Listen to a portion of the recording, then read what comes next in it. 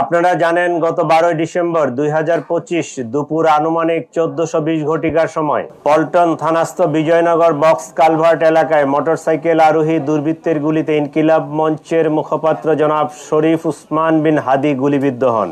দ্রুতই তাকে Dhaka medical college হাসপাতালে প্রেরণ করা হয়। পরবর্তীতে রাজধানীর একটি বেসরকারি হাসপাতাল এভার কেয়ারে ভর্তি করা হয়। পরবর্তীতে উন্নত চিকিৎসার জন্য এয়ার অ্যাম্বুলেন্স যোগে তাকে সিঙ্গাপুরের জেনারেল হাসপাতালে ভর্তি করানো হয়। সেখানে চিকিৎসাধীন অবস্থায় 18 ডিসেম্বর তিনি শাহাদাত বরণ করেন।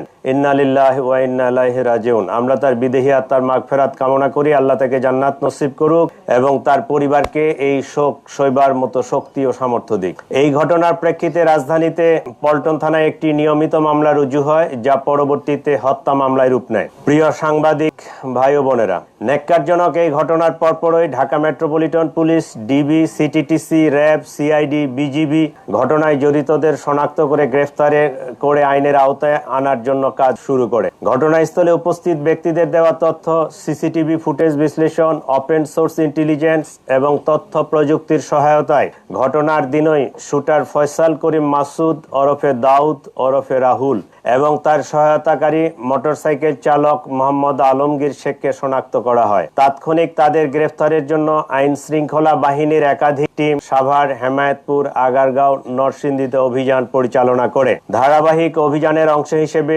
ডিএমপির একটি টিম ময়মনসিংহের হালুয়াঘাটের সীমান্তবর্তী এলাকা পর্যন্ত অভিযান পরিচালনা করে। আপনারা জানেন, এই ঘটনার সাথে জড়িতদের আইনের আওতায় নিয়ে আসার জন্য আমরা যথাসাধ্য চেষ্টা করছি।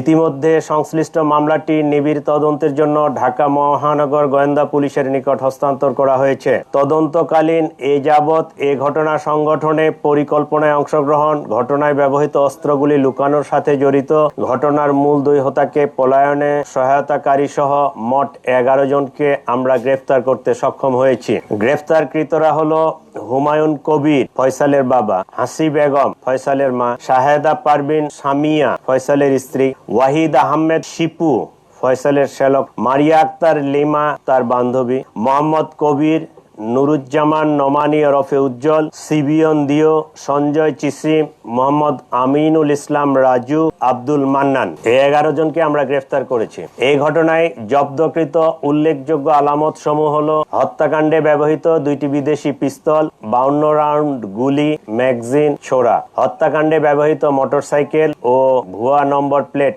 যে নম্বর প্লেটটি অপারেশনের সময় লাগানো ছিল; ঘটনার সময় ওসমান হাদিকে বহনকারী অটোরিকশা; ঘটনাস্থল থেকে হত্যাকাণ্ডে ব্যবহৃত গুলির খোসা, ভিডিও চিত্র, সিসিটিভি ফুটেজ ও অন্যান্য আলামত; প্রায় 53টি অ্যাকাউন্টের বিপরীতে 218 কোটি টাকার স্বাক্ষরিত চেক; তদন্তে প্রাপ্ত তথ্য, বিভিন্ন গোয়েন্দা সংস্থার প্রতিবেদন, গ্রেফতারকৃতদের দেওয়া জবানবন্দি পর্যালোচনা করলে দেখা যায় ফয়সাল ও আলমগীর ঘটনার পরপরই ঢাকা হতে সিএনজি করে আমিন বাজারে যায়। পরবর্তীতে তারা মানিকগঞ্জের কালামপুর যায়। সেখান থেকে পূর্ব পরিকল্পনা অনুযায়ী একটি প্রাইভেট কারে করে ময়মনসিংহের হালুয়াঘাটে পৌঁছে। ঘটনাটি তাদের পূর্ব পরিকল্পিত ছিল। এই জন্য আসামিদেরকে চিহ্নিত করার পূর্বেই তারা সীমান্ত পাড়ি দিতে সক্ষম হয়। হালুয়াঘাটের পূর্বে মুন ফিলিং স্টেশনে জনৈক ফিলিপ এবং সঞ্জয় তাদেরকে গ্রহণ করার জন্য অপেক্ষা করতে থাকে। ফিলিপ তাকে সীমান্ত পার করে ভারতের মেঘালয় রাজ্যে জনৈক পুত্তির নিকট হস্তান্তর করে। পুত্তি এক ট্যাক্সি ড্রাইভার স্বামীর কাছে তাদেরকে হস্তান্তর করে। স্বামী মেঘালয় রাজ্যের তুরা নামক একটি শহর আছে, সেই শহরে তাদেরকে পৌঁছে দেয়। আমরা ইনফরমাল চ্যানেলে মেঘালয় পুলিশের সাথে যোগাযোগ করে যেটি জানতে পেরেছি, তারা ইতোমধ্যে পুত্তি ও স্বামীকে গ্রেফতার করেছে। আমরা সন্দেহ করি আসামিদ্বয় অবৈধ পথে সীমান্ত পাড়ি দিয়েছেন। এই ঘটনার সাথে বিভিন্নভাবে জড়িত থাকার কথা স্বীকার করে গ্রেফতারকৃতদের মধ্যে 6 জন স্বীকারোক্তিমূলক জবানবন্দি প্রদান করেছেন এবং 4 জন সাক্ষী তারাও 164 ধারায় সাক্ষ্য প্রদান করেছেন। প্রিয় সাংবাদিক বৃন্দ, চাঞ্চল্যকর এই ঘটনায় রুজুকৃত মামলাটি অত্যন্ত গুরুত্বের সাথে আমরা তদন্ত করছি। গ্রেপ্তারকৃতদের কাছে পাওয়া তথ্য, সাক্ষীদের জবানবন্দি, উদ্ধারকৃত আলামত পর্যালোচনা ও সার্বিক বিবেচনায় মামলাটির তদন্ত শেষ পর্যায়ে রয়েছে।